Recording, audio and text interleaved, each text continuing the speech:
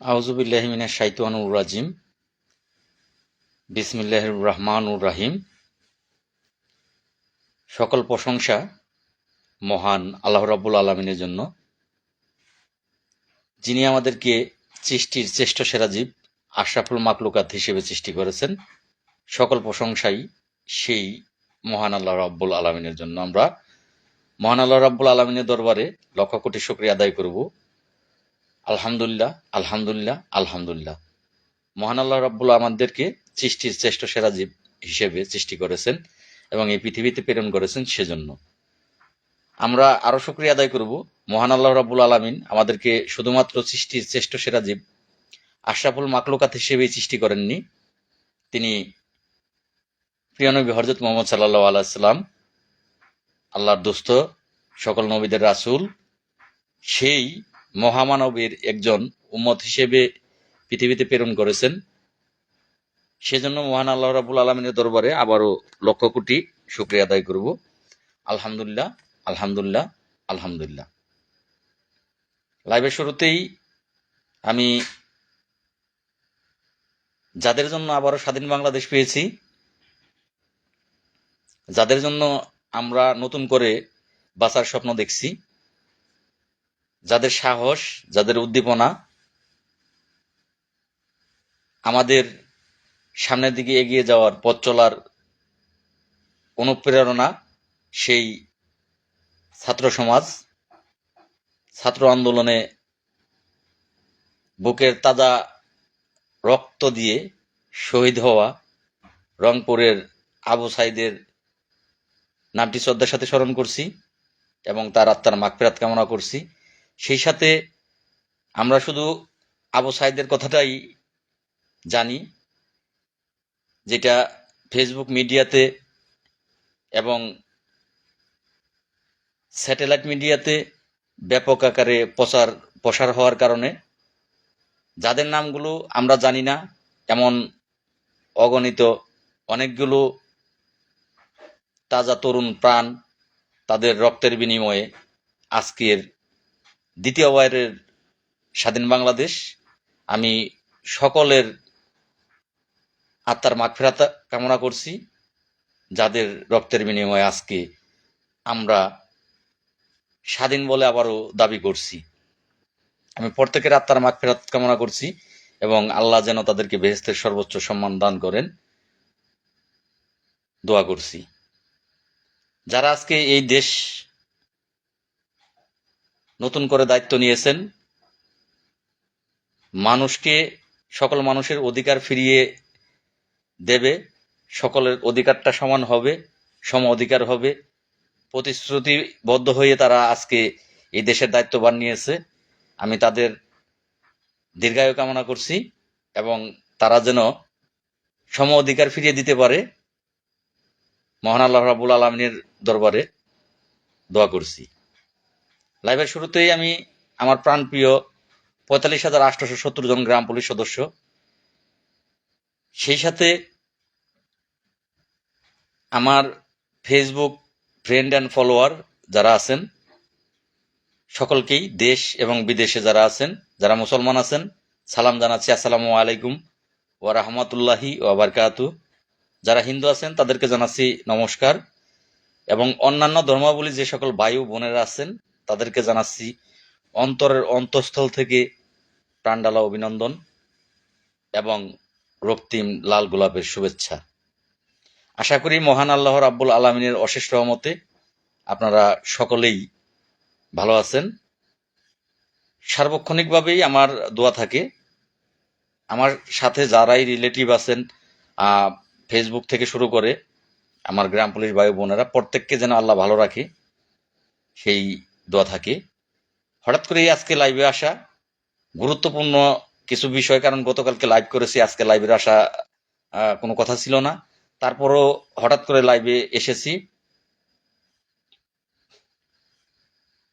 ভাই বিপি ইলিয়াস ভাই, হ্যাঁ আমি জানি স্থানীয় সরকার কমিশন গঠন হয়েছে, সেটা জানি, কথা বলি, সব বিষয়ে কথা বলবো। হঠাৎ করে লাইভে আসার কারণ হলো, আমরা সকলেই মাসুম ভাই যুক্ত হয়েছেন। ভাই, আমাদের থানায় আজকে মাসিক হাজিরায় কর্মচারী ইউনিয়ন নেতাদের ধুলাই দিয়েছি, তারা নামে কামে নাই, সবকে বাদ দিতে হবে নেতাগিরি থেকে। ধন্যবাদ মাসুম ভাই। তো যাই হোক, দুঃখ বরাকান্ত মন নিয়ে কিছু কথা বলার জন্য, প্রতিবাদ করার জন্যই লাইভে আসা। কারণ সাহসীরা মরে একবার, আর ভিতুরা মরে বারবার। যে জিনিসেরই জন্ম আছে তার মৃত্যু আছে, আর ম্যান ইজ মর্টাল, মানুষ মাত্রই মরণশীল। আমাদেরকে ভয় দেখালে আমরা থামবো না। আজকের আমাদের যে সাহস, তা আপনারাই আমাদেরকে শিখিয়েছেন। বৈষম্য বিরোধী যেই কোঠা সংস্কারের ছাত্র আন্দোলন হয়েছিল, আপনাদের ন্যায্য অধিকার, ন্যায্য দাবি কিভাবে আদায় করতে হয় সেটা দেখেই আজকে আমরা শিখেছি, আপনাদের কাছ থেকেই আমরা শিখেছি। এই বৈষম্য বিরোধী কোটা সংস্কারের আন্দোলন থেকেই সমগ্র বাংলার মানুষ কিন্তু শিখে গেছে যে আসলে অধিকার কিভাবে আদায় করতে হয়। এখন একজন বাচ্চা ছেলেও রাস্তায় দাঁড়িয়ে বলে আগের দিন নেই, এখন স্বাধীন বাংলাদেশ।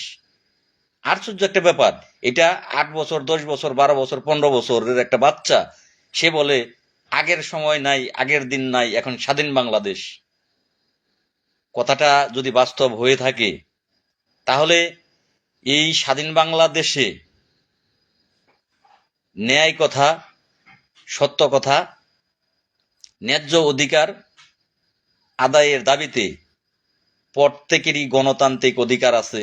তার অধিকার আদায়ের জন্য কথা বলার, এটা গণতান্ত্রিক অধিকার আছে। অনেক ভাই জানতে চেয়েছেন, যারা লাইভে যুক্ত হয়েছেন জানতে চেয়েছেন, ভাই আমি কেমন আছি, অনেকেই সালাম দিয়েছেন। ওয়ালাইকুম আসসালাম ওয়া রাহমাতুল্লাহি ওয়া বারাকাতু।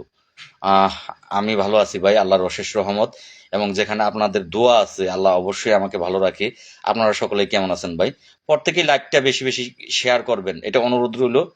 শেয়ার করতে আপনার 5টা টাকা লাগবে না, একটু মনোভাব থাকা লাগবে। একটু মনোভাব থাকলে প্রত্যেকেই, যারাই যেখান থেকে দেখবেন, দেশ থেকে বিদেশ থেকে, বিদেশি অনেক ফলোয়ারও আমার আছে, ফ্যান অ্যান্ড ফলোয়ার আছেন, যারা বিদেশ থেকেও লাইভ দেখেন, ভিডিও দেখেন, কমেন্ট করেন যে ভাই আমি সৌদি আরব থেকে, ভাই আমি মালয়েশিয়া থেকে, বিভিন্ন জায়গা থেকে আপনারা যারা লাইভ দেখেন, যেহেতু আপনি আমার ফ্রেন্ড সার্কেল হিসেবে আছেন, আপনার কাছে আমার অনুরোধ থাকবে যে ভাই একটু কষ্ট করে, দয়া করে, যেহেতু আমাকে ফলো করেন, একটু লাইভটা শেয়ার দেবেন, আপনার মূল্যবান মতামত দেবেন যে আমাদের দাবিগুলো, আমাদের কথাগুলো কি ভুল কি আছে এখানে।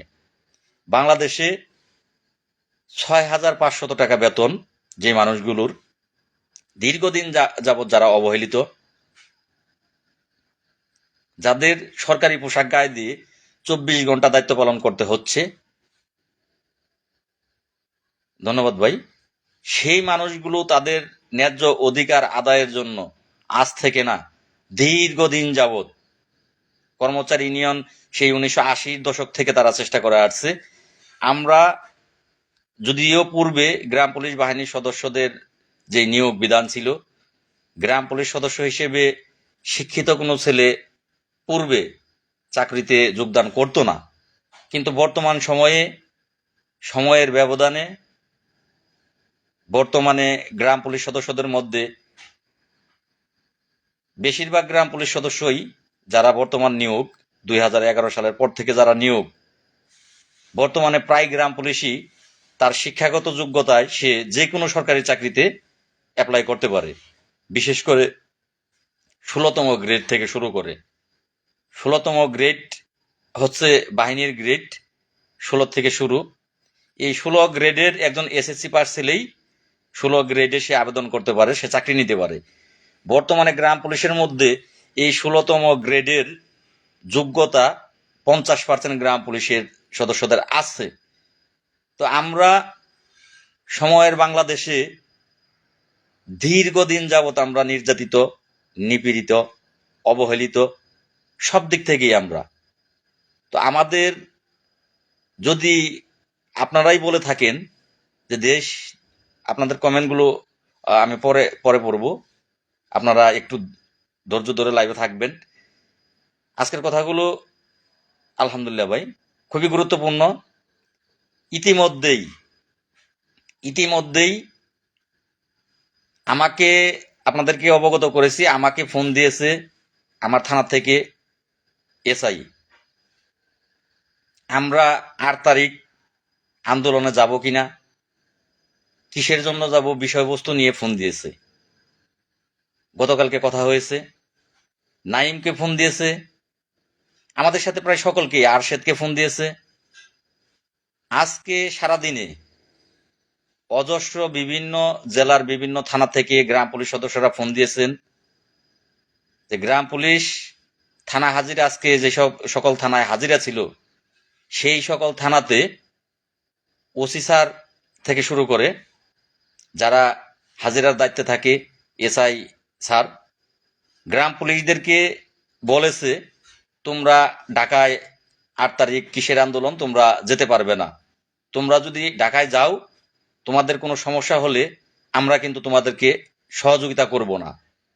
আচ্ছা, আপনারাই বলেন তো দেখি, কবেই বা পুলিশ আমাদেরকে, কোনো গ্রাম পুলিশ সমস্যায় পড়লে পুলিশ আমাদেরকে সহযোগিতা করে? কবেই বা করে? কোন আন্দোলনেই বা আমরা এই ঢাকাতে এসেছি? ঢাকাতে আসার পরে আমাদের যে থানার পুলিশ আছে, যে থানার ওসি স্যার আছে, আমাদেরকে কোন বিষয়ে সহযোগিতা বা করেছে তারা? আপনারা কি বুঝবেন গ্রাম পুলিশের কষ্ট? মাত্র 6,500 টাকা বেতন। গ্রাম পুলিশ যদি চৌকিদার হয়ে থাকে, এখনো থানা হাজিরায় পুলিশ সদস্যগণ যারা এসআই, যারা গ্রাম পুলিশের থানা হাজিরা নেয়, ইউনিয়ন পর্যায়ে যে সকল দায়িত্বে আছে, তারা গ্রাম পুলিশদের সাথে যথেষ্ট পরিমাণের খারাপ ব্যবহার করে থাকেন, তুইতুকারি ভাষা ব্যবহার করে থাকেন।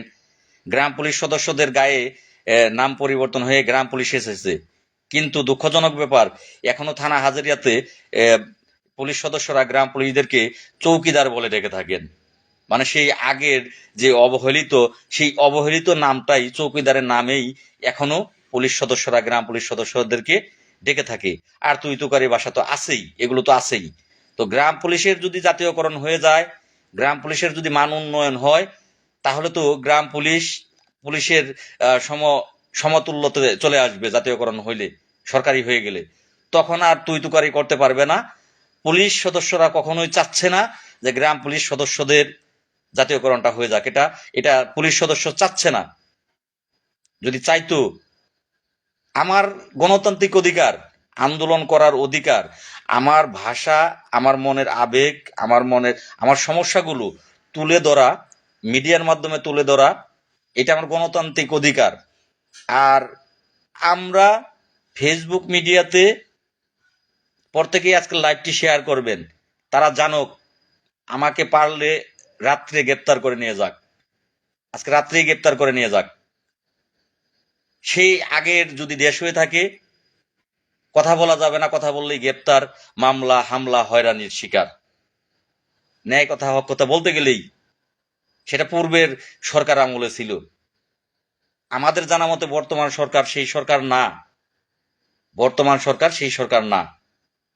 তারা কোনো সঠিক ন্যায্য কথায় বাধা দেওয়ার কথা না আমার জানা মতে। আমরা ফেসবুক মিডিয়াতে, বিশেষ করে আমি ডাক দিয়েছি, সেটা ফেসবুক মিডিয়াতে। এখন পর্যন্ত কোনো লিখিত কিন্তু আমরা দেইনি, কারণ লিখিত দেওয়ার নিয়ম হচ্ছে 3 দিন আগে। 3 দিন আগে লিখিত দিতে হয়। আমি যদি ঢাকাতে সভা সমাবেশ মিটিং মিছিল করি, 3 দিন আগে আমাকে ডিএমপি কমিশনার বরাবর, স্যার বরাবর, থানা বরাবর আমার অ্যাপ্লিকেশন জমা দিতে হবে। তো সেক্ষেত্রে এখন পর্যন্ত কোনো অ্যাপ্লিকেশন জমা দেইনি, কারণ 3 দিন আগে দেব, বেশি দিন আগে দেব না, 3 দিন আগেই দেব। তাহলে শুধু ফেসবুক মিডিয়াতে ডাক দিয়েছি, সেই ফেসবুক মিডিয়ার ডাকের কারণে এখন তো বর্তমানে তথ্য প্রযুক্তি আইন নেই। পূর্বে তথ্য প্রযুক্তি আইন ছিল, তথ্য প্রযুক্তি আইনে মামলা করা যেত, তথ্য প্রযুক্তি আইনে গ্রেপ্তার দেখানো যেত। বর্তমানে সেই আইনটি বর্তমান সরকার বাতিল করেছে। তাহলে ফেসবুক মিডিয়াতে ডাক দেওয়ার কারণে বিভিন্ন থানায় ওসি মহোদয়গণ, দুঃখজনক ব্যাপার, একজন ইউনু মহোদয়, একজন গ্রাম পুলিশ সদস্য আমাকে ফোন দিয়েছে আজকে। তিনি ফোন দিয়ে তিনি বলতেছেন যে ভাই, আমাদের চেয়ারম্যান সাহেব আমাদেরকে 10 জনকেই ডেকেছে, আমাদেরকে বলতেছে যে তোমরা ঢাকায় 8 তারিখে যে আন্দোলন আছে সেখানে যেতে পারবে না। ইউনূস স্যার এই ইয়ার এই চেয়ারম্যান মহোদয়দেরকে মেসেজ পাঠিয়েছে কোনো গ্রাম পুলিশ যেন ঢাকাতে না যায়। অত্যন্ত দুঃখের সাথে বলতে হচ্ছে, একটা ইউনূ মহোদয়, উনি বিসিএস ক্যাডার, তিনি জাতির বিবেক, তিনি বাংলাদেশের একজন বিবেক। কোন আইনের বিধানে একজন ইউনূ মহোদয় তিনি একজন চেয়ারম্যানকে SMS পাঠালেন যে গ্রাম পুলিশ ঢাকায় যেন না যায়, 10 জন গ্রাম পুলিশকেই ইউনিয়ন পরিষদে দায়িত্ব দেবেন, 8 তারিখে প্রত্যেকেই ইউনিয়ন পরিষদে ডিউটি দিবেন, কেউ যেন ঢাকা যেতে না পারে। দুঃখের সাথে বলতে হচ্ছে, ভয় দেখালে আমরা ভয় পাবো না। বাঙালি জাতি বীরের জাতি, যত ভয় দেখাবেন তত বেশি আন্দোলন দুর্বার হবে।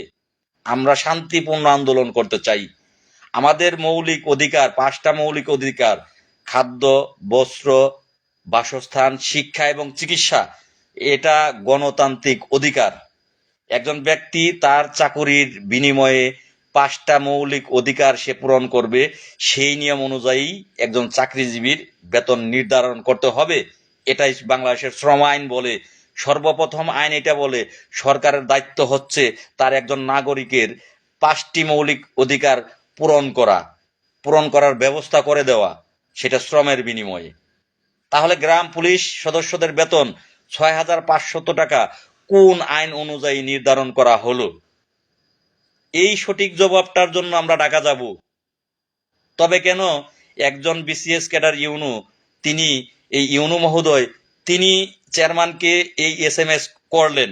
এই নির্দেশটা তিনি কোন বিধানের অনুযায়ী দিলেন?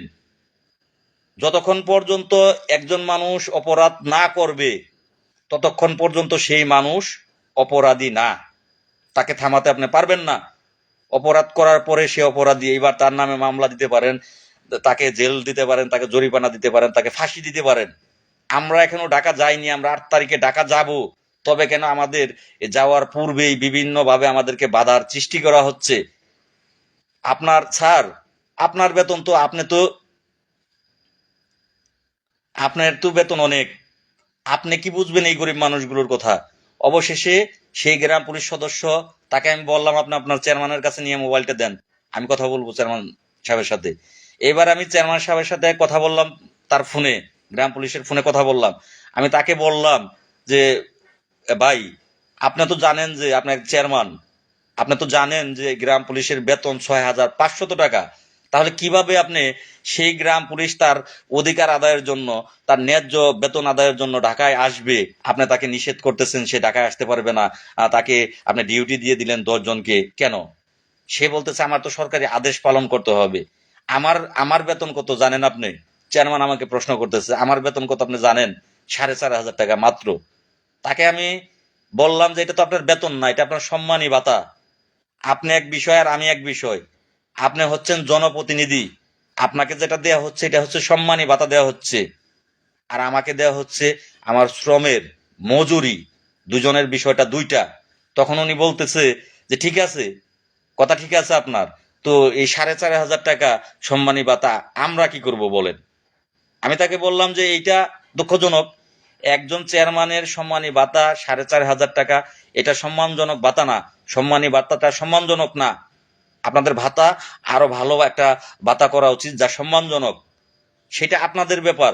কিন্তু আমরাও সেটা স্বীকার করি। কিন্তু আমাদের এইটা আমরা শ্রমের ন্যায্য মূল্য আদায়ের জন্য, আমরা কথা বলার জন্য আমরা ঢাকা যাব। আপনি এখানে থামাচ্ছেন কেন? তিনি আমাকে বলতেছেন যে এই আমরা, হ্যাঁ ভাই, 4,500 টাকা, 10,000 টাকা পায়। তো উনি এক অংশের কথা বলছে। তো তো যাই হোক, এটা তার ব্যাপার। তাকে 10,000 দেবে, তাকে 1 টাকা দেবে না, তাকে 1 লক্ষ টাকা দিলেও তো আমাদের নিষেধ নাই। এটা তাদের ব্যাপার। তারা যদি মনে করে তাদের সম্মানী ভাতা কম হচ্ছে, তারা সরকারের কাছে দাবি করুক, তারা যে ঢাকাতে আন্দোলন করুক, এটা তাদের ব্যাপার। আমারটা আমাদের ব্যাপার, তাদেরটা তাদের ব্যাপার। কিন্তু তারা চায় না দেখে আজকে তারা বাধা দিচ্ছে। আমি তাকে বললাম বেশ ভালো কথা, আপনাকে সরকারি নির্দেশ আপনি পালন করবেন। আপনাকে আপনার ইউনূ মহোদয় SMS এর মাধ্যমে নির্দেশ দিয়েছে আপনি গ্রাম পুলিশদেরকে সেই নির্দেশ পালন করেছেন, তাদেরকে ডেকে বলেছেন এইবার আপনার এই আদেশটা গ্রাম পুলিশ পালন করবে না, তারা ঢাকা আসবে, এটা তাদের ব্যাপার। তারা ঢাকা আসবে তাদের অধিকার আদায়ের জন্য, ন্যায্য হক দাবি আদায়ের জন্য তারা ঢাকা আসবে। আপনি কোনো বাধা দিতে পারবেন না। আমি এভাবে চেয়ারম্যানকে বলে দিয়েছি। এবার গ্রাম পুলিশের যিনি দফাদার, তার সাথে কথা বলেছি। দফাদার আমাকে বলেছে, ভাই আমার এখান থেকে, আমি শারীরিকভাবে অসুস্থ, 8 জন গ্রাম পুলিশ যাবে, চাকরি থাকবে, চাকরি যাবে, জেল হবে, জরিমানা হবে, যা হবে হবে, আমরা যাব আমাদের অধিকার আদায়ের জন্য। যত আমাদেরকে বাধা দেওয়া হবে ততই আমরা যাব। মেরে ফেলেন না। যদি আপনাদের আজকের যে সরকার, কিসের মাধ্যমে? কোঠা সংস্কারের আন্দোলন যদি সঠিক হয়ে থাকে, তাহলে 6,500 টাকা বেতন, মাসিক বেতন, এই কর্মচারীদের আন্দোলন কেন সঠিক হবে না? এই প্রশ্নের জবাব দিতে হবে। অবশ্যই এই প্রশ্নের জবাব দিতে হবে। যদি 6,500 টাকা যাদের বেতন, তাদের আন্দোলন সঠিক না হয়, তাহলে আপনাদের আন্দোলন, কোটা সংস্কারের আন্দোলন, এক যুগে বাংলার প্রত্যেকটা মানুষ সন্তুষ্ট হয়েছিলাম, খুশি হয়েছিলাম যে এই যে অধিকার আদায় কাকে বলে আপনারা করে দেখাবেন। প্রত্যেকেই ঘরে ঘরে দোয়া করেছিল।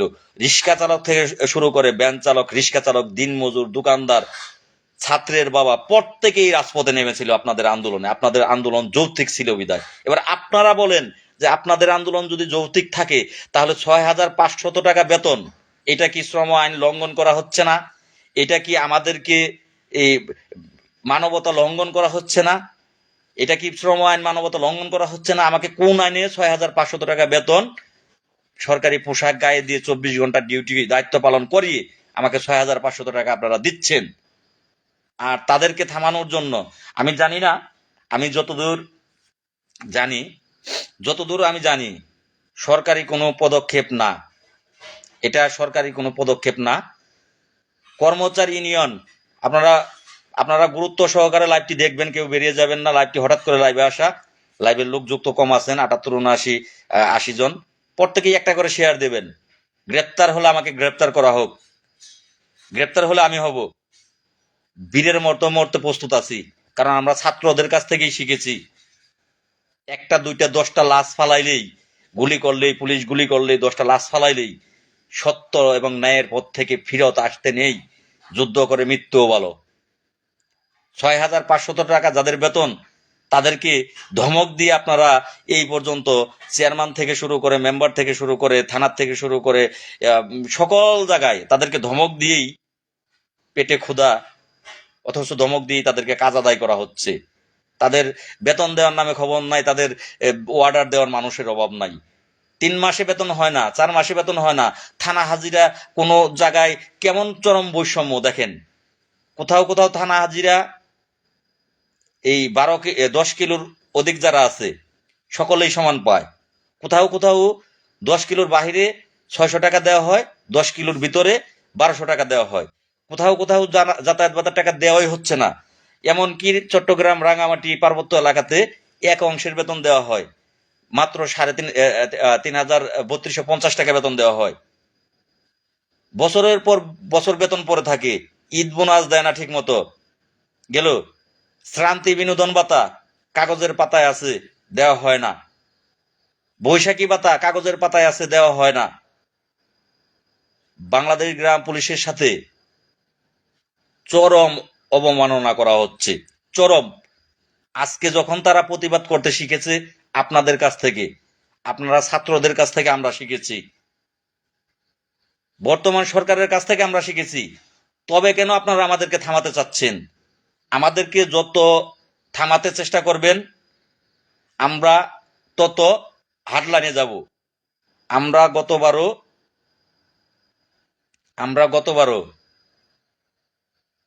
যে আন্দোলন করেছি, সকল আন্দোলনকারীদের চেয়ে আমাদের আন্দোলন সুন্দর, শান্তিপূর্ণ হয়েছে। আমরা এবারও আশা করছি, শুধু আপনাদের দৃষ্টি আকর্ষণের জন্য আমরা ঢাকাতে যাব, যে কেন আমাদেরকে কথা দেয়া হলো, আমাদের সকল দাবিগুলো পর্যায়ক্রমে মেনে নেওয়া হবে। এই মাসের ভিতরে 2-3টা দাবি মেনে নিবে যুগ্ম সচিব মহোদয়। সেই কথা বলে আমাদেরকে মিথ্যা আশ্বাস দিয়ে আমাদেরকে বাড়ি ফেরানো হলো। 4 মাস অতিক্রম হয়ে যাওয়ার পরও আমাদের কোনো দাবি পূরণ করা হলো না, অনুমোদন করা হলো না। আমরা এই প্রতিবাদের জন্য ঢাকা যাচ্ছি। আমরা অন্য অন্য আন্দোলনকারীদের মতো দাঙ্গা হাঙ্গামা ফেসাদ, কারণ আমাদের গায়ে সরকারি পোশাক, আমরা সেই পোশাকের মর্যাদা বুঝি, আমরা গ্যাঞ্জাম করার জন্য ঢাকা যাচ্ছি না। আমরা প্রধান উপদেষ্টা যিনি এবং আমাদের স্থানীয় সরকার উপদেষ্টা যিনি, এবং বারবার যেখানে বাধা আমরা পেয়ে থাকি, অর্থ উপদেষ্টা, এই উপদেষ্টাগুলোর অবশ্যই অবশ্যই আমাদের সরাসরি তারা আসতে হবে, তারা কথা বলতে হবে আমাদের সাথে। তাদের জন্যই আমরা ঢাকা যাচ্ছি, যে কেন আমাদের সাথে এই মিথ্যা ছলনা করা হইলো, কেন আমাদেরকে এই বলার পরে সেগুলো করা হইলো না। আমাদের ভয় ভীতি দেখিয়ে কোনো লাভ নেই। কোন বিধান অনুযায়ী একজন এসআই, আমার নামে মামলাও হয়নি, কোনো কিছু হয়নি, তাহলে একজন এসআই আমাকে ফোন দিয়ে আমার আন্দোলনে বিঘ্ন ঘটাবে, আমাকে আন্দোলন করতে ঢাকা যেতে দেওয়া হবে না, আগেই হুমকি প্রদান করা হচ্ছে কেন? এটা কি তাহলে সেই আগের বাংলাদেশ? আমরা মুখে মুখে বলি স্বাধীন হয়েছে, বাস্তবে তাহলে হয়নি। তবে যাই হোক, আমাদেরকে ভয় দেখিয়ে থামানো যাবে না। কোনো বিধানেই নেই যে আমি ঢাকা যাব, আপনি আমাকে না বলবেন। আপনি হতে পারেন পুলিশ কর্মকর্তা, আপনার বেতন যথেষ্ট পরিমাণের, আপনার সংসার ভালো চলে, আপনি আমার কথা বুঝবেন না, আমার আমার আমার যে মনের দুঃখগুলো এগুলো আপনি বুঝবেন না আমাদেরকে। আর এর জন্য সবচেয়ে বড় দায় যে যারা আছে, কর্মচারী ইউনিয়ন কেন্দ্রীয় কমিটির নেতারা, এই কাজটি তারা এই 2 দিনে ঢাকা গিয়েছে, তারা ঢাকা গিয়ে এই 2 দিনে তারা এই কাজগুলো করিয়েছে। এখন পর্যন্ত 100% শিওর দিচ্ছি না যে সরকার এগুলো করিয়েছে, কারণ সরকার করার কথা না। এই সরকারই আন্দোলনের সরকার, আন্দোলন করেই সরকার গঠন করা হয়েছে, সরকার পতন করা হয়েছে। তাহলে তারা ন্যায্য দাবির যেই আন্দোলন, আমাদের মতো ন্যায্য দাবির আন্দোলন পৃথিবীর বুকে আর একটাও নেই। চ্যালেঞ্জ পৃথিবীর বুকে আর একটাও নেই। গ্রাম পুলিশের মতো ন্যায্য দাবির আন্দোলন এই বাংলাদেশের বুকে আর একটাও নেই, পৃথিবীর বুকেও একটা নেই। এত চরম বেতন বৈষম্য বাংলাদেশের কোথাও আর কারোর সাথে করা হয়নি যা গ্রাম পুলিশের সাথে করা হয়েছে। একজন শ্রমিকের বেতন ধরলেও 12,500 টাকা বেতন ধরতে হবে, যদি একজন শ্রমিকের বেতন ধরা হয়। সরকারিটা বাদই দিলাম, আর যদি আমাকে বলা হয় আমি সরকারি লোক, সরকার পোশাক দিয়েছে, তাহলে অবশ্যই সর্বনিম্ন বেতনটা হতে হবে 20,100 টাকা। তাহলে সেই কথাগুলো বলার জন্য আমরা ঢাকা যাচ্ছি। আমাদেরকে কেন আগেই বাধা দেওয়া হচ্ছে, কেন আগেই ভয় ভীতি দেখানো হচ্ছে? যাই হোক, এটা কর্মচারী ইউনিয়ন করেছে, কর্মচারী ইউনিয়নের অস্তিত্ব বিলীন হয়ে যাবে। পূর্বেও কয়েকবার গিয়েছে, তারা বারবার চেষ্টা চালিয়ে যাচ্ছে। তারা যেভাবে গ্রাম পুলিশ বাহিনীর 45,000 সদস্যকে এই যে কমিটি খেলা করে একটি কমিটি গঠন করেছে, কর্মচারী ইউনিয়ন কেন্দ্রীয় কমিটি। এই যে কর্মচারী ইউনিয়ন কেন্দ্রীয় কমিটি গঠন করে এই 45,870 জন গ্রাম পুলিশ বাহিনীর সদস্যদের তারা শাসন এবং শোষণ করে আসছে। এই শাসন ও শোষণকে ধরে রাখার জন্য তারা বারবার চেষ্টা চালিয়ে যাচ্ছে, তারা এই কাজগুলো করাচ্ছে। গতকালকের আগের দিন থেকে শুরু হয়েছে। গতকাল শনিবার গিয়েছে, তারা বৃহস্পতিবার এই ঢাকা গিয়েছে। বৃহস্পতিবার শুক্রবার রাত্রের থেকে শুরু হয়েছে। শুক্রবার রাতে থেকে শুরু হয়েছে। এগুলো এই কয়দিন হয়নি, শুক্রবার রাতে শুরু হয়েছে। শুক্রবার তারা ঢাকা গিয়ে তাদের যে উপদেষ্টা কর্মচারী ইউনিয়ন কেন্দ্রীয় কমিটির উপদেষ্টা, সেই উপদেষ্টা মহোদয়কে দিয়ে বিভিন্ন জায়গায় ইউনূস স্যার থেকে শুরু করে, ওসি স্যার থেকে শুরু করে বিভিন্ন জায়গায় ফোন দিয়ে, চেয়ারম্যান মহোদয়কে ফোন দিয়ে, সেই উপদেষ্টাকে দিয়ে ফোন দিয়ে এই গ্রাম পুলিশ যেন ঢাকায় না আসে এই ব্যবস্থাটা কর্মচারী ইউনিয়ন করতেছে। কর্মচারী ইউনিয়ন চাচ্ছে না যে গ্রাম পুলিশের মুক্তি হোক, গ্রাম পুলিশের ভালো কিছু হোক, এটা কর্মচারী ইউনিয়ন চাচ্ছে না। গ্রাম পুলিশের যা কিছু হবে কর্মচারী ইউনিয়নের মাধ্যম দিয়ে হবে, এইটা করানোর চেষ্টা তারা করতেছে, যে দ্বিতীয় কোনো পক্ষের মাধ্যমে বাংলাদেশ গ্রাম পুলিশের কোনো ভাগ্যের পরিবর্তন যাতে না ঘটে, তাদের অস্তিত্ব তাহলে টিকে থাকবে না। তাদের অস্তিত্ব বহাল রাখার জন্য তারা বারবার চেষ্টা করে যাচ্ছে যে যা কিছুই হোক, যেটাই হোক, 10 টাকা বেতন বাড়ক, তাদের মাধ্যম দিয়ে সেটা বাড়ানো হচ্ছে, তাদের যেন কমিটির নাম সেখানে দেওয়া হয়, তারা এই চেষ্টা করে যাচ্ছেন। আমি তীব্র নিন্দা এবং প্রতিবাদ জানাচ্ছি। কর্মচারী ইউনিয়নের যে ব্যক্তিরা আপনারা এই ধরনের কাজ করতেছেন, বাংলার গ্রাম পুলিশ কিন্তু আপনাদের ছাড়বে না। হয়তো আমি লাল মিয়া থাকবো না, ধরে নেন যে এই আন্দোলনে আমার মৃত্যু হবে, ধরে নেন এক লাল মিয়ার মৃত্যু হলে হাজার লাল মিয়ার জন্ম হবে, একটা লাল মিয়ার মৃত্যু হলে হাজারটা লাল মিয়ার জন্ম হবে গ্রাম পুলিশের মধ্যে। একটা লাল মিয়ার মৃত্যু হলে গ্রাম পুলিশ তখন আপনাদেরকে ছাড়বে না ভাই, আপনাদের বিচার গ্রাম পুলিশ তখন করবে। গ্রাম পুলিশ লাল মিয়া এখন হাজারটা লাল মিয়ার জন্ম হয়ে গেছে। আমি আশা করব আপনারা প্রত্যেকেই কর্মচারী ইউনিয়নের তীব্র নিন্দা এবং প্রতিবাদ জানান। আপনার আমার অধিকার, সেটা আদায়ের জন্য আমি ঢাকা যাব, আপনি আমাকে নিষেধ করার কে? চাকরি গেলে সেটা আমার পরে যাবে যে আমি ঢাকা গিয়েছি আমার অধিকার আদায়ের জন্য। এই দায়ে যদি চাকরি যাওয়ার কোনো জায়গায় বিধান থাকে যে আমি আমার চাকরিটা জাতীয়করণের দাবিতে, আমার ন্যায্য অধিকার আদায়ের জন্য আমি ঢাকা গেছি, আর সেই জন্য আমার চাকরিটা চলে গেছে, সেটার যদি বিধান থাকে আমার চাকরি আমি ঢাকা যাব তারপরে যাবে, যদি সেটার বিধান থাকে। আর যদি বিধান না থাকে আমার চাকরি যাবে না। এটার কোনো বিধান নাই যে আমি আন্দোলন ঘোষণা করলে আমার চাকরি যাবে। বর্তমানে সচিবালয়ের ভিতরে, বাংলাদেশ সচিবালয় মন্ত্রণালয়, সেই সচিবালয়ের ভিত্তিতে সচিবালয়ের যে কর্মচারীরা আছে, বাংলাদেশ সচিবালয়ের কর্মচারী, সেই কর্মচারীদের আন্দোলন বর্তমানে চলতেছে। তাদের আন্দোলন 8 তারিখে, এই 8 তারিখে বাংলাদেশ সচিবালয়ের কর্মচারীরাও আন্দোলন করবে। তাদের আন্দোলনে যদি অপরাধ না হয়, গ্রাম পুলিশের আন্দোলনে কেন অপরাধ হবে? আলহামদুলিল্লাহ ভাই, ভালো আছি। যারা এখন লাইভে ঢুকেছেন ভাই, আবারও বলতেছি প্রত্যেকেই লাইভটা শেয়ার করবেন। ভয়কে যতক্ষণ পর্যন্ত জয় করতে না পারবেন ততক্ষণ পর্যন্ত আপনাকে বারবার ঠকানো হবে, আপনাকে ঠকানো হবে। ছোট্ট একটা উদাহরণ দিই।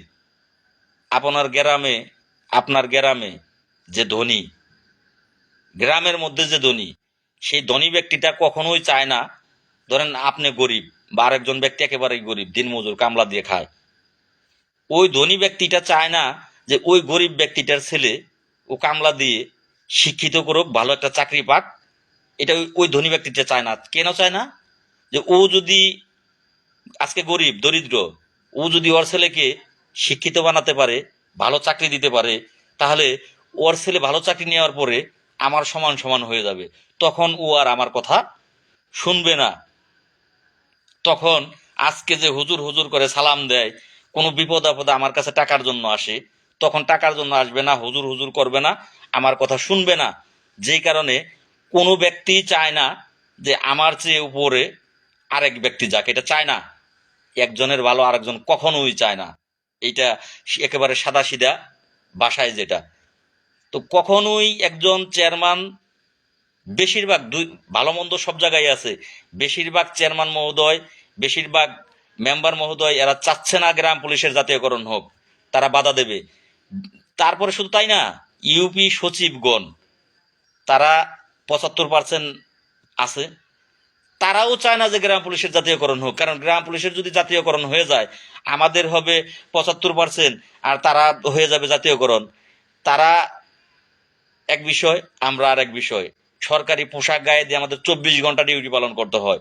সচিব বৃহস্পতিবার শুক্রবার বন্ধ, আপনার আমার বন্ধ নাই, শুক্রবারও বন্ধ নাই, শনিবারও বন্ধ নাই। ঈদের দিনও ইউনিয়ন পরিষদ পাহারায় গ্রাম পুলিশ থাকে। যদি গ্রামে কোনো অপ্রীতিকর ঘটনা হয়, ঈদের দিনও গ্রাম পুলিশকে পাহারা দিতে হয়। অতএব এই সচিবের সাথে আপনার সাথে আমার সাথে কোনো সম্পর্ক নেই।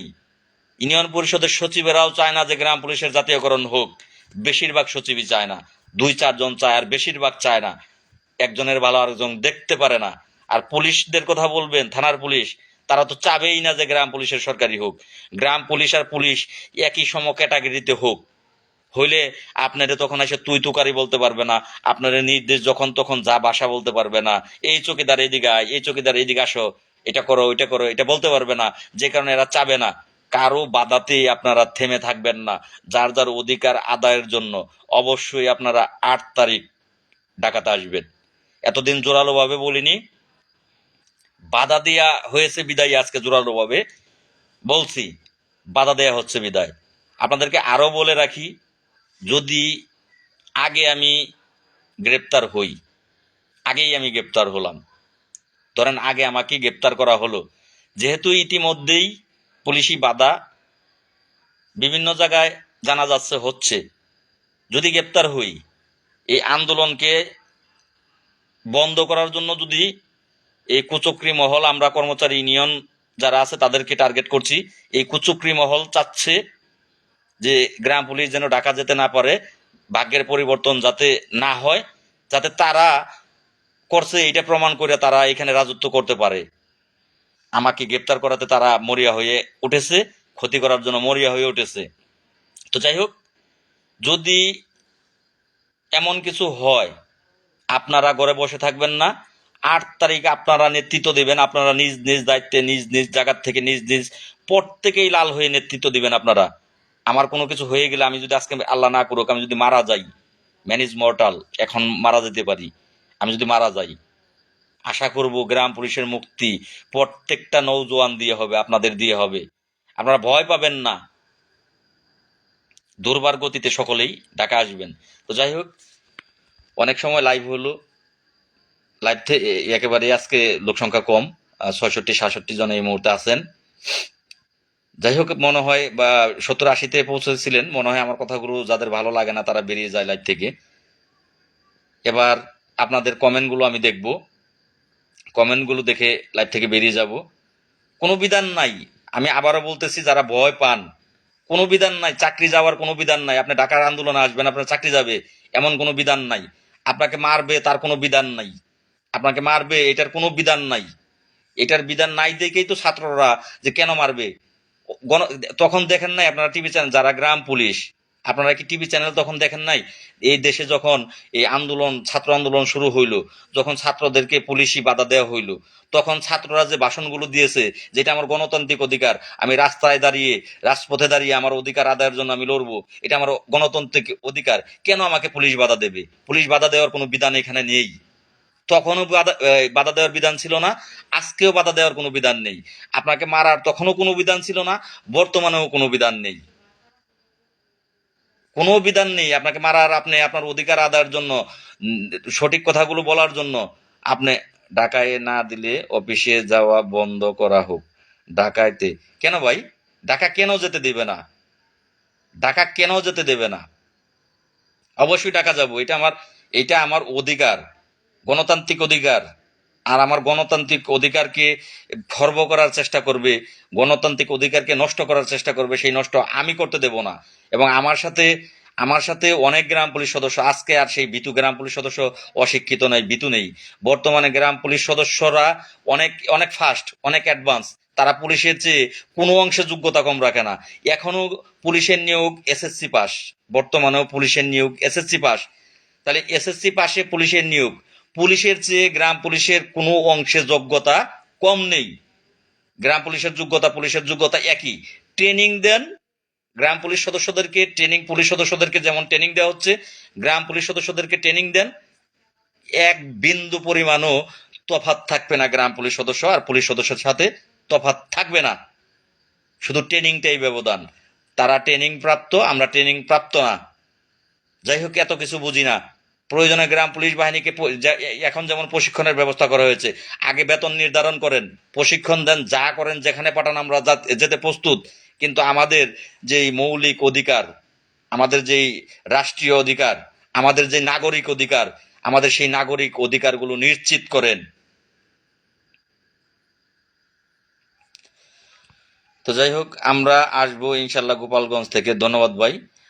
অবশ্যই আপনারা আসবেন, কারণ আপনারাই শক্তি, আপনারাই শক্তি, আপনারাই আপনাদের অধিকার ছিনিয়ে নিয়ে বাড়ি যাবেন এই তারিখ, অধিকার ছিনিয়ে নিয়ে বাড়ি যাবেন।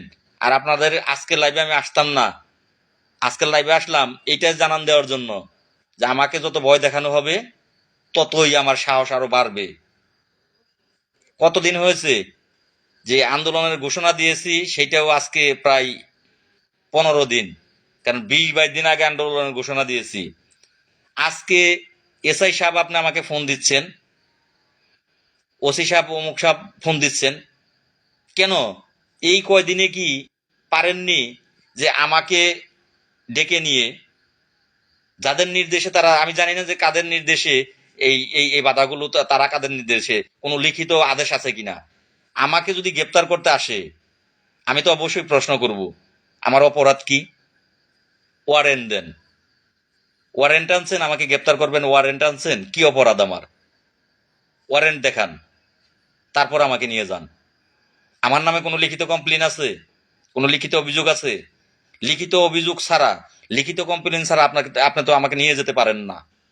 নিবেন, ভালো কথা, নিয়ে যান, কিন্তু আমাকে এগুলো দেন।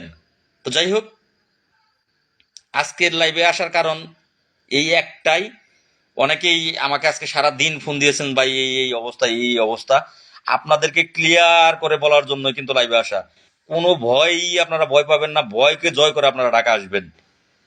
আজকে আরো জিদ উঠেছে যে ইচ্ছা করলে কিন্তু স্থানীয় সরকার, তারা যেহেতু জানে, যেহেতু পুলিশ ফোন দিতেছে, তাহলে সরকার মহল জানে। যে সরকার মহল জানেই, তারা কেন আমাদের সাথে বসলো না? এখনো তো বাকি আছে 3 দিন। তারা ইচ্ছা করলে আমাদের সাথে বসতে পারতো।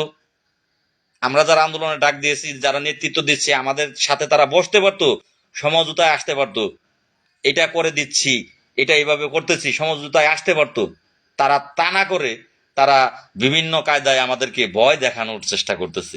ভয় তো ভেঙে দিয়েছে আমাদের ছাত্ররাই, আমাদের বাবারা, আমাদের ইয়াং জেনারেশন, তারা আমাদেরকে ভয় ভেঙে দিয়েছে। আজকে আমাদের বুকে এত সাহস জন্ম যারা দিয়েছে, তাদের সাহসে আমরা এগিয়ে যাচ্ছি। আমাদের এখন আর ভয় দেখে লাভ নাই। এখন বাংলার ওই যে বললাম, 8 বছরের একটা শিশু রাস্তায় দাঁড়িয়ে আসলে হাসি, ওর দিকে তাকিয়ে হাসি। 10 বছরের শিশু আমাদের ফুলের বাগান, ইউনিয়ন পরিষদে ফুলের বাগান, যে ফুল ছিঁড়তেছে। চিন্তা করেন, যে ফুল ছিঁড়তেছে, 8-10 বছরের একটা ছেলে ফুল ছিঁড়তেছে। ওরা যে বলতেছি, এই ফুল ছিঁড়তেছ কেন? ফুল ছেড়া যাবে না। বলতেছে আগের দিন নাই, স্বাধীন বাংলাদেশ এখন। চিন্তা করেন যে আগের বাংলাদেশ নাই, স্বাধীন বাংলাদেশ এখন। একটা 8 বছরের বাচ্চার বুকে এই এই সাহসটার জন্ম নিয়েছে, এখন স্বাধীন বাংলাদেশ। আসলে স্যালুট জানাচ্ছি আমি আবারও এই রংপুরের আবু সাইদ থেকে শুরু করে বর্তমানে যারা আল্লাহ যাদেরকে বাঁচিয়ে রেখেছে, যারা ছাত্র আন্দোলনের বর্তমানেও নেতৃত্ব দিচ্ছেন, সকল অন্যায়ের প্রতিবাদ যারা এখনো চালিয়ে যাচ্ছে, বৈষম্য বিরোধী ছাত্র সংগঠন, সেই ছাত্র সংগঠনের সকল নেতৃত্ববৃন্দকে স্যালুট জানাচ্ছি যে এভাবেই আপনাদের এই অন্যায়ের বিরুদ্ধে প্রতিবাদ অব্যাহত থাকবে। কোথাও অন্যায় হওয়া যাবে না। অন্যায় যেখানেই, সেখানেই বৈষম্য বিরোধী ছাত্র আন্দোলনের সমন্বয়কারীরা পৌঁছে যাবে, সেখানেই প্রতিহত করবে সকল অন্যায়কারীদের। এটা এটা আমি আপনাদের জন্য দোয়া করব, আশা করব আপনাদের থেকে। এবং সেই সাথে আশা করব 45,870 জন গ্রাম পুলিশ সদস্য নির্যাতিত, নিপীড়িত, অবহেলিত, অধিকার বঞ্চিত, এই অধিকার বঞ্চিত মানুষগুলোর পাশে আপনারা থাকবেন, এটা আশা করব এই ছাত্র সমাজের কাছ থেকে। এবং সেই সাথে আশা করব যারা বর্তমান রাষ্ট্রনায়ক, দেশ পরিচালনাকারী, উপদেষ্টা মহোদয়গণ, 45,870 জন মানুষের সবচেয়ে বাংলাদেশের ভিতরে অবহেলিত, বাংলাদেশের ভিতরে তাদের অধিকারটা আগে ফিরিয়ে দিন। তাদের অধিকারের চেয়ে ন্যায্য কোনো অধিকার নেই। সর্বপ্রথম তাদের অধিকারটা ফিরিয়ে দিন।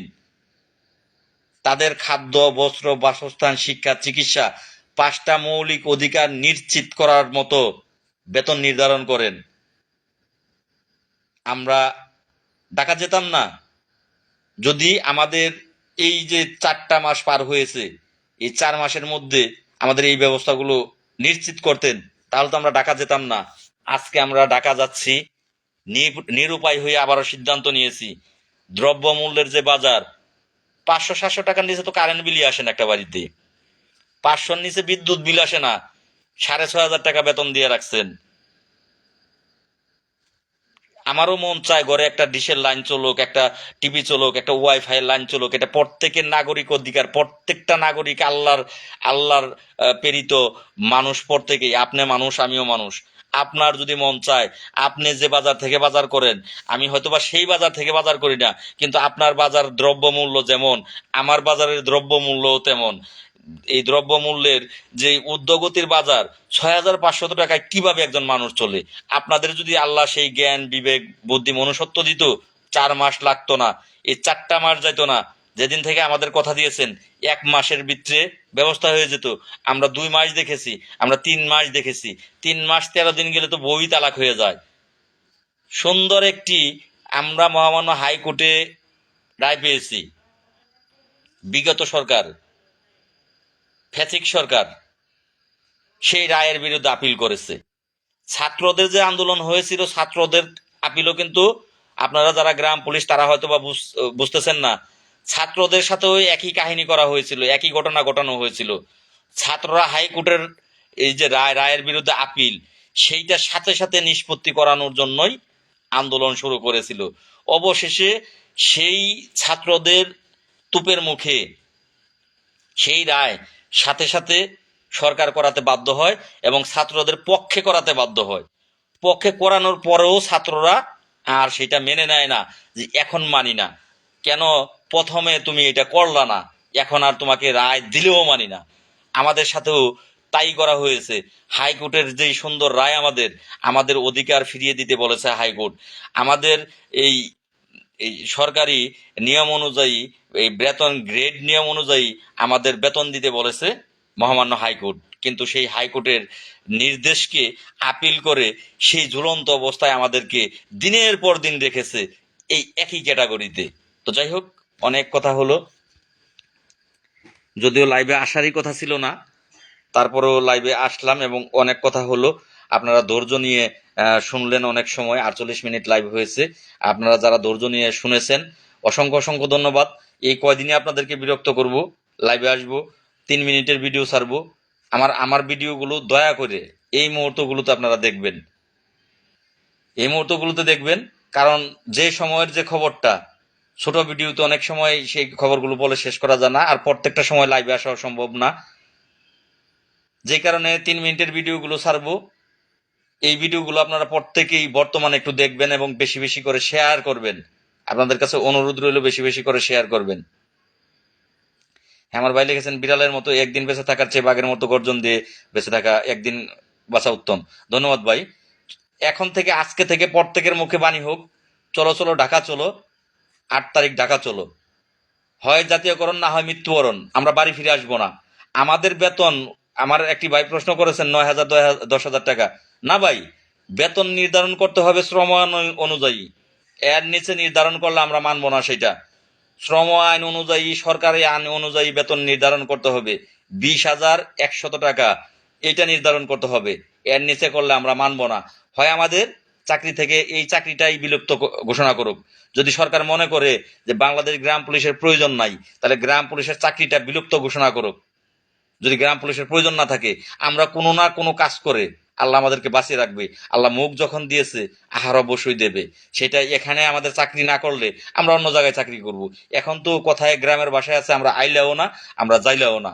অন্যের ছেলে মেয়ে, আপনার পাশের বাড়ির ছেলে মেয়ে, তার পিতা ভরণ পোষণ করতেছে, তার পিতার সমস্ত চাহিদা পূরণ করতে পারতেছে, আর আপনি পারতেছেন না। একটা লজ্জার বিষয়। কর্মচারী ইউনিয়নকে আসলে তাদেরকে আমার মতো হইলে প্রত্যেকেই তাদের আলে গালে জুতা মারতেন আপনারা। নিজেদের অধিকার, নিজেদের পরিবারের অধিকার আমরা নিজেরা নিজেদেরকে ঠকাচ্ছি। যেখানে প্রত্যেকটা গ্রাম পুলিশের বাসা থাকা উচিত একটাই, জাতীয়করণ চাই। এটা প্রত্যেকটা গ্রাম পুলিশের বাসা থাকা উচিত।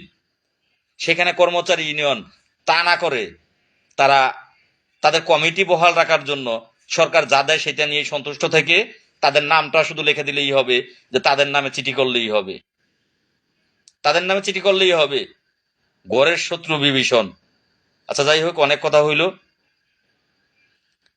এই তারিখ প্রমাণ দেওয়ার, ধরেন মাগনা আলকাতরাও বাঙালি আচল পাইতে নেয়, যদি মাগনা আলকাতরা দেওয়া হয়, চাকরি জাতীয়করণ হোক, ভালো বেতন হোক, এটা প্রত্যেক গ্রাম পুলিশই চান।